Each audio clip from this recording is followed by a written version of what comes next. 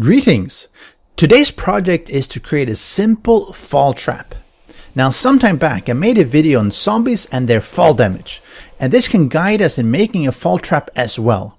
We're going to be making one which is around 24 blocks deep. Why only 24, you ask? Why don't you make it 50 or 100 or 200? And that's a great question, but the answer is somewhat complicated. While the deeper you go, the more damage zombies will take as they fall in, but you also have to accept that there always will be zombies that will survive. A 21 drop will kill 100 HP zombies, but nothing will kill a radiator feral cop at 1500 health points. And you'll probably not be able to drop a Hawaiian man with 700 health points either, far enough for him to die. Well, die again. Feral cops, soldiers, and etc., they all have health points in the hundreds, and it quickly gets a little bit unwieldy to make a really deep one because you get really constrained as to the location, unless you find a perfect high altitude mountain that you really love. Here I am at minus 19, and it's a pretty flat area, which is where I'm going to make it. But if you want to make a 100 one, I mean, you're going to have to go up pretty high to find a good place that is pretty flat. I mean, there are mountains and things, but doesn't mean that it's a good location, right? Because it should be reasonably flat. Otherwise, zombies are just going to tunnel in. Even then, there are additional problems. For a simple fall trap, we're going to put in electric fences and shotgun turrets, so we have something to finish off the damaged zombies. Of course, you can do that by yourself as well. Turrets are great, but they're a bit expensive on the ammo sometimes. But at greater than, let's say, 25 or 30 drops, turrets stop to work most of the time. I haven't been able to really determine what happens or why, but I suspect it's got to do with how turrets check their targets and the range that they are at. And if they are outside a particular range, they never get scanned. So what happens with drop zombies is that they are outside of the range. If they're very high up, they are outside of the range. Then they fall down and are suddenly in range, but they never get added to the scan range. So the turrets, while being powered, will never target and will never shoot them. There are some clunky ways to try and mitigate, such as using chunk boundaries and things like that. And that's sometimes worked, but it ruins the straightforward build completely. So for deep fall traps, you need other ways to kill the zombies at the bottom because you can't use turrets very effectively. And I'll go into that in a future video. So for this build, it's going to be a drop that will kill 100 HP zombies, and they should severely damage zombies that have more than 100 HP. And the fences and turrets should be clearing out anything that has significantly more health points. So first, you need a relatively flat area because that helps the zombies to just run in and fall down. I'm going to make about a 6x6, so let's measure that out. 2, 3, 4, 5, 6. And let me do 1, 2, 3, 4, 5, 6 as well. Now, you can make that, of course, larger. You can make it smaller as well, but 6 seems to be pretty appropriate. Because I'm going to be using electric fences, making it too big becomes a bit of an issue because it becomes harder to hook up the electric fences. Of course, since you can hook them up about 14, of course you can increase this a little bit. Just remember that you need to have walls protecting the fences as well. Now, how do you dig these ones out? Well, that's a good question. Obviously, you have your steel pickaxe. Let me get an auger here. If I can get my auger here. My auger, please. Thank you. So the auger is a pretty good way of digging down. Now, there are two ways of doing this. The simple way is to just simply dig everything out. You do it one by one, use an auger and just clear out. But of course, 6x6 and 24 deep, and actually a little bit more than that, about 30 deep, because we're going to use some space underneath as well. That's going to take you a fair while to dig out. You can, but it just means that you have to just dig, and just take all this out. That's the simple way, just very time consuming. A bit easier way, well, maybe not easier, but a different way to do that is basically you take out all the blocks that is on the side. And then, so you basically have a freestanding mass of blocks in the middle. And then you basically undercut it and make it all fall down. That works pretty well. However, it does cause an issue for the server you're playing on. Even if you're doing single player, it has an effect on your game, because significant block drops causes a CPU issue. It's terribly inefficient right now in the game to drop big amounts of blocks. You probably have seen that if you try to take down a building by chopping out the blocks underneath, you'll see that it slowly falls down, and the game can start chugging. If you're on a server, that can be a big issue. But beyond that, it is probably the easiest way to create a fall trap, because you don't have to dig everything. So that's what I'm going to be doing here as well. So I'm going to be digging all of this, the 6x6. Down to at least 24 blocks down, a few more because I'm going to do some space underneath to collect any loot, and then I'll be back. Alright, I've now dug down to, let's see, about minus 45, and I've dug all around, so I have this freestanding one, and as I take this one out, eventually everything should start to fall down. And here everything comes falling down, and now my FPS is really dropping down quite significantly, but at least it saves me all the hassle of digging out everything here. You do lose some resources that you could have otherwise collected, but it is a lot faster. So let me clear up here, and I'll get back to building. And now back at the top, we have cleared out a couple of layers here, and I put some concrete here, well, reinforced concrete.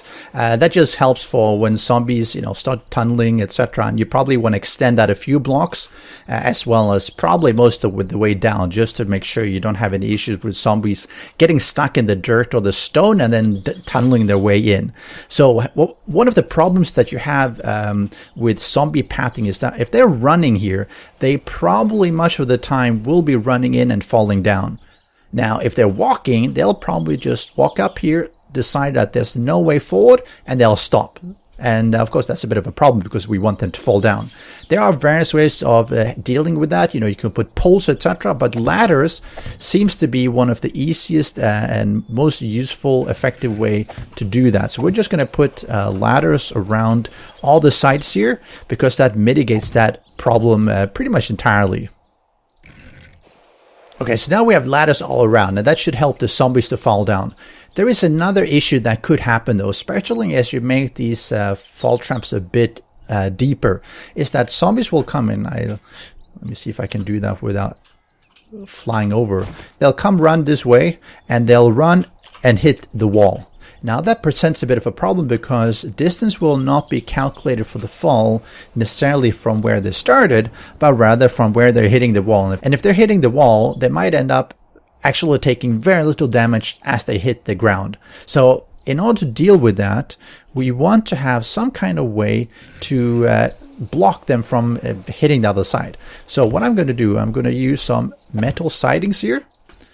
And if you see, that basically creates a bit of a wall here that when the zombies come running, they'll run up and they'll hit it and fall down. So that's a pretty effective way to also mitigate that issue, because as you notice, if you can run across, then the zombies probably can. It's not foolproof, because depending on the angle they come, but it should help to mitigate it a fair bit, because they generally try to run in the middle if you're standing down in the middle, which we will be later on. So let me finish that up, and we'll go down and continue building. Alright, so here down at the bottom, I am now standing up here. I am 25 blocks down, and this is the level where we will be putting some 50 pillars. And why do we use 50 pillars? Well, it's a pretty common way to build out, because it allows you to have a floor that zombies, their corpses actually can fall through. The zombie corpses generally, as they die, they will ragdoll, and they'll fall down, the corpses at least, which allows them to be looted a lot easier. And it's also enough space to chop upwards with an axe or machete, so you can clear the corpses to get rid of them that way. So that's a pretty effective way of doing it. You could put spikes, for instance, or upside down log spikes, or steel spikes would be even better, which will do some damage, but it does mean that it's a little bit harder to loot. Another thing is that you want to make sure you have an open space underneath, and I'm going to dig out this a little bit later on, so that you actually can stand in the middle. That will cause the zombies, regardless of direction, to run towards you and fall down. So if you stand on the side here, the zombies that are coming from this direction will generally tend to mill around upstairs, rather than falling down. And the ones coming from other directions might or might not do that, because it depends on where they are heading to. If they're coming from like over there, they might just cross here, vice versa. So you want to make sure that you are standing somewhere in the middle to lure the zombies towards you. And in general, this just works for the Blood Moon hordes because they can sense you throughout. It's what was called previously the feral zombies. Of course, that term has been changed a bit, but it means that regardless, throughout the whole night, they will sense and know where you are, and they will head for your location. And now that I've put all the 50 pillars here at the bottom, let's do a quick test just to verify. So let me spawn in. Let's do Darlene. Let's see her walk towards me, and she should fall off. Yep, she falls off. Drops down and dies, and you notice the corpse ragdolls and falls through the gap here as well. Perfect. This is exactly what we want to have. Now I'm going to continue here, and the next thing we're going to do is we're going to build up the sides. And 2 of the sides are going to have poles, and 2 of the sides are going to have just plain blocks to protect the electric fences that will be behind. I'm a little bit further in the design now, so what you might notice is that I've dug out a little bit on the side. I've dug out on the bottom as well, just so we can do our looting properly and have a simple way up. And apparently I've forgotten stairs here. So it's I'm basically doing it 3 down. You can do it 2 down, just that 3 down just gives me less of a claustrophobia. And stairs up on the side. And it's on the sides here that we will be putting in these steel poles. Now I'm going to do it 2 high, which generally should be enough. And if you notice, this is where they would fall down, so they wouldn't actually fall down here. I have the 50 pillar here just to help corpses fall down even on the side, otherwise they can easily get stuck. So we're going to do this 2 high on this side and 2 high on the other side. That should keep the zombies from breaking out at least. And you probably want to upgrade the steel, the pillars to steel as well at some point. Now, in between, we will be having full blocks, because this is where we need to have our tripwires and our fences, and we want to make sure that they are protected, such as from cop blasts or just zombies trying to attack and destroy them. So having full blocks gives it maximum protection for that. I mean, if you really want to, you could have them 2 blocks wide, because 1 block they could theoretically glitch through. It's unlikely, but it could happen, but normally 1 should be sufficient. So we're going to put down, let me show you have the tripwire here. So the tripwires will be going for each block. There'll be 1, so it'll be 6 on this side, right? So that will go straight across, and 1 behind and 1 down is where you will be putting the electric fence posts, because as you notice, they're about 1.5 tall, right? So this is how it will look with these ones. You'll have the tripwires, 1 across, so 6 here, and the electric fences. And I'm going to do the same over on this side, and then I'm going to connect them. So for this build, I'm just going to place down a generator, and why it's on this side, I have no idea. Let's get it properly. And I'm going to put in some of the engines and refuel a little bit. Now to hook it up, you will hook it from the generator to the tripwire, right? So you have a generator to tripwire, and you do that all along this side. Now then you do this tripwire, and you go across, and you connect to the same tripwire. So the tripwire goes across the pillar. You connect this tripwire to the electric fence behind it, right? Then you do this electric fence, and you connect it to this one. This means that as the tripwire is tripped, the electric fence will engage and someone gets electrocuted. So let's do that. Now it's running. So if I walk past here, you'll see I get electrocuted. And that's what's going to happen with the zombies. As they fall down, they'll take damage. If they survive, they will stop being electrocuted. They'll still take damage, but it will slow them down. And slowing them down is pretty important, because then they don't run around too much here. And they, of course, they take some damage over time. So I'm going to do the same thing here. So again, tripwire here goes to this tripwire. This tripwire goes to the electric fence behind. And that electric fence behind here goes to this electric fence, right? And now if I walk here, you'll see the same thing happening. Of course, I want to make sure I don't kill myself. So I'm going to finish off all of these ones, and then I'll be back and I'll fix the poles on this side. And again, as you see here, poles are finished. That means that zombies will not be able to walk past. All right, the next thing to do is to put in probably about 3 high iron bars on the outside here. That will make sure that zombies don't fall in.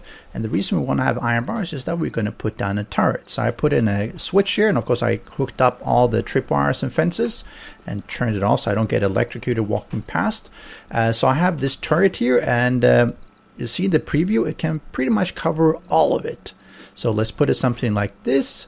I'm not going to put in ammo because I'm going to just test this as well, but it looks pretty good, and I'm going to have multiple of these turrets. I'm just showing one of them. So let me jump in here, and let me spawn. Let's see, the turret is over there.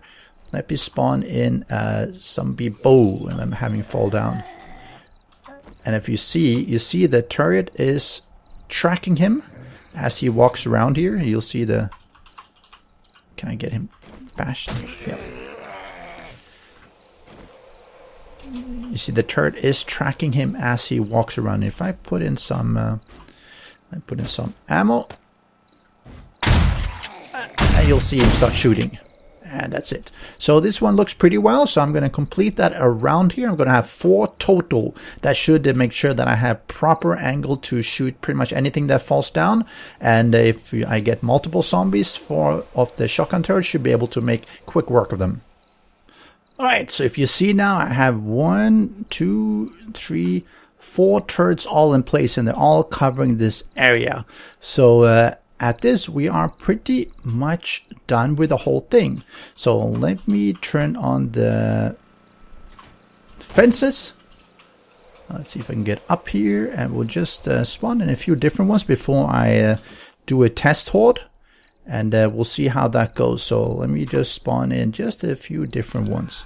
Farrell, let's do Darlene. See if they walk down. Yep. And that one dies. I guess all of them are not really that interested. So let's get a soldier and a Steve. So you can get them to get over here. Yep, that will work. Then all of them are not terribly interested in me for some reason. I guess they don't like me. Let's do another. Darlene. Now there's another snow feral. Let's see if we can get them to walk in and yep, come down. You see they get electrocuted and they get blasted by the shotgun turrets. And if you notice, because of the way, and let's see if I can come down here. The way the corpses fall down, I can just go ahead and loot, right? Eventually they will come back up here, as you see here, and you can loot them there, or you can just chop them down so that they're not in the way for other zombies coming down. So that works pretty well, right? The shotgun turrets will blast them, and the electric fences will take care of some as well. And of course the fall will damage a number of them. So let me get a horde running, and we'll see how that one goes, just to showcase this during a Blood Moon horde. And we're here right before the Blood Moon horde, and you can see my game stage is 1340, so it's a reasonably high one, and it means that we should get a fair bit of zombies here with various levels. And I think we're almost there, a couple of minutes, and then they should be running in, and everything should be locked and loaded. So your one comes down, gets electrocuted and killed. You have a cop. And the cops get taken care of as well. And here's more. You see they ran across or flew across. And here's some more of them. And of course you can be standing down here and fighting as well if you want to. Not an issue. We see some of them that have lower health points just literally just drop straight through. And oh, some pizza. And of course it's very easy to just clear up from the bottom here, and you have see all of these ones, and that's loot. With a couple of loot chests, that makes it even simpler. They take damage, and then 1 or 2 shots take them out. Now you might think that, well, you're wasting a lot of ammunition by the shotguns all firing, and you could deal with that by, for instance, having some motion sensors that are at different delays for activation. And each of them are connected to a different shotgun turret. That's one way of dealing with it. Oh, we have a radiated feral cop. See if he's, yep, he gets taken care of by the turrets as well. So even raided or feral cops work pretty well. And you see it's just all the zombies here. Ooh. Let me take that one. And of course you can always stand down here and just be fighting. But as you see, by standing in the middle, they tend to just run towards you and they'll fall down. If you're standing off to the side, they might gravitate to standing here instead, and that's obviously not a good thing. You want them to fall down. And this one is actually dead. It just, well, double dead. It just looks like it's not. And that one literally just died from the fall and fell straight through. So this is one way of surviving the zombie apocalypse while getting a good view for all the zombies. And you saw I did get shot by one of the shotgun turrets. There is potential some splatter damage. You see a couple of damage. Doesn't really make a big deal. It, as you can see, works pretty well for the normal zombies. Of course, it takes ammo for the higher level ones. It provides a good way to loot through. Next time we're going to go into making a deeper fall trap and how to kill the zombies which will survive at the bottom, because the turrets will not be effective or as effective at all. So leave a like, subscribe, and catch me next time. Special thanks to the great patrons supporting the channel. If you would like to join the vetted community and support these videos, do follow the Patreon link below.